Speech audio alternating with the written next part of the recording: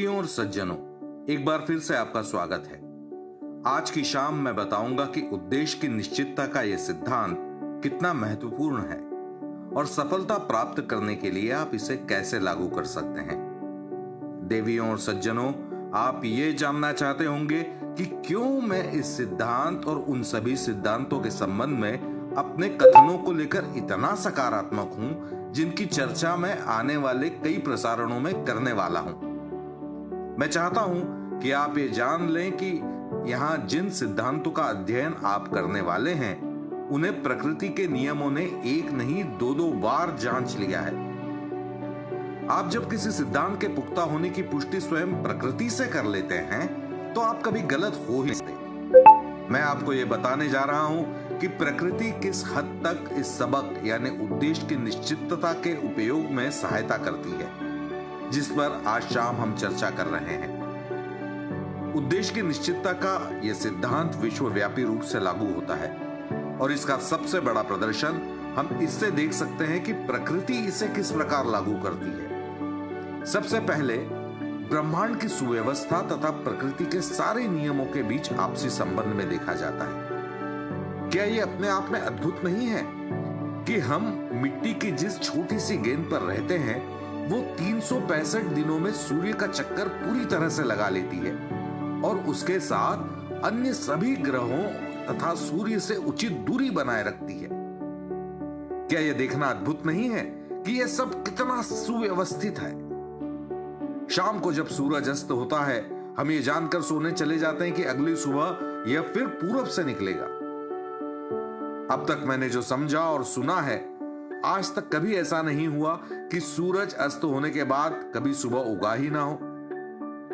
मैं जानता हूं कि यहां मिसौरी में जब बादल छा जाते हैं, तब अक्सर आप इसे देख नहीं पाते, लेकिन यह आसमान में उसी रूप में रहता है जैसा सामान्य दिनों में होता है।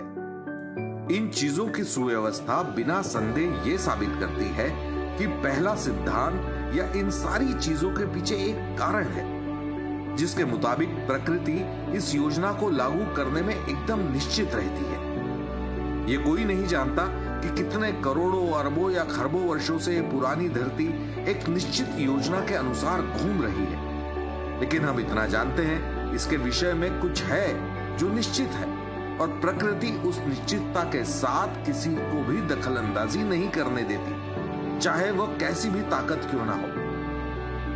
हाँ, हम प्रकृति की इसी निश्चितता को उन सभी तारों और ग्रहों की निश्चित स्थिति के रूप में और एक दूसरे से उनके अपरिवर्तनीय संबंध के रूप में देखते हैं। देवियों और सज्जनों, उनका संबंध इतना निश्चित है कि खगोल शास्त्री सैकड़ों वर्ष पहले ही यह अनुमान लगा लेते हैं कि एक निश्चित समय में किन्हीं भी दो तारों या ग्रहों के बीच संबंध क्या होगा।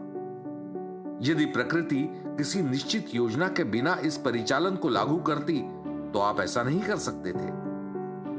और फिर आप इसे गुरुत्वाकर्षण के नियम के लागू होने में देखते हैं, जहां कभी भी कोई भी रुकावट नहीं आती, चाहे कुछ भी क्यों ना हो जाए। क्या आपने कभी सुना है कि गुरुत्वाकर्षण का नियम रुक गया या बिना किसी दुष्प्रभाव के किसी ने इसे रोक दिया? यह सदैव रहता है, यह निश्चित होता है, किसी भी परिस्थिति में इसमें अंतर नहीं आता।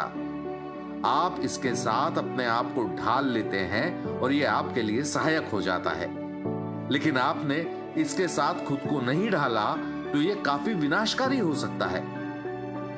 इस धरती पर बसा जीवन इस प्रकार संतुलित है कि कोई भी एक प्रजाति हावी नहीं हो सकती। उसमें भी आप इसे देख सकते हैं। क्या आप जानते हैं कि यदि प्रकृति में कीड़ों, पक्षियों और मनुष्य से कम महत्व रखने वाले अनेक प्रकार के छोटे छोटे जीवों को संतुलित रखने की निश्चित योजना नहीं होती, तो मानव जाति 12 महीने भी नहीं टिक पाती। कभी कभी वो टिड्डों का प्रकोप ला देती है, जो काफी नुकसान पहुंचाते हैं, लेकिन कुछ ही देर में पक्षियों, समुद्री पक्षियों या अन्य का झुंड आता है और उन टिड्डों को अपना भोजन बना लेता है, जिससे एकदम सही संतुलन बना रहे। कुछ समय पहले कुछ लोग यहां संभवतः इंग्लैंड से मैना जैसे पक्षियों को लेकर आए थे, ताकि कीट पतंगों को समाप्त किया जा सके, क्योंकि मैना उन्हें चट करना पसंद करती है।